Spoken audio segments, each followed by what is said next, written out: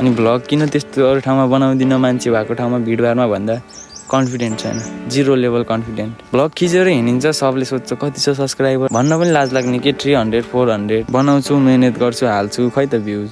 अस्ति video part 1 भनेर हाल्दै थिएँ, खै त्यसमा 50+ भ्युज छ। अनि के गर्ने है, 50+ भ्युजले त हामीलाई त्यत्रो मेहनत गरेको सबै आफ्नो मनै मरिदिन्छ क्या।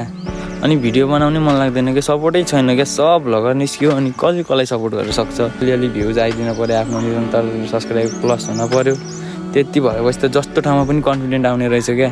सब्सक्राइबर नभएपछि त भ्लग बनाउनु कन्फिडेन्ट नआउने के, लाज लाग्ने छ। त्यसले के भन्ने होला, यस्तो सब्सक्राइबर छैन, यस्तो दुःख गरी हिँडेर भन्ने हो कि यताउति भन्ने हो कि भने एकदम लाज लाग्ने क्या। म चाहिँ त्यो पोइन्टले अगाडि बढ्न नसक्या हो क्या। अलिअलि सब्सक्राइबर भेटाएको भए, मैले अलिअलि भ्युज भेटाएको भए चाहिँ म अगाडि बढ्थेँ क्या। अब भ्युजै भेटाएन, अब म आफै त्यस्तो कन्टेन्ट दिन नसके होला, त्यो मेरै गल्ती हो है।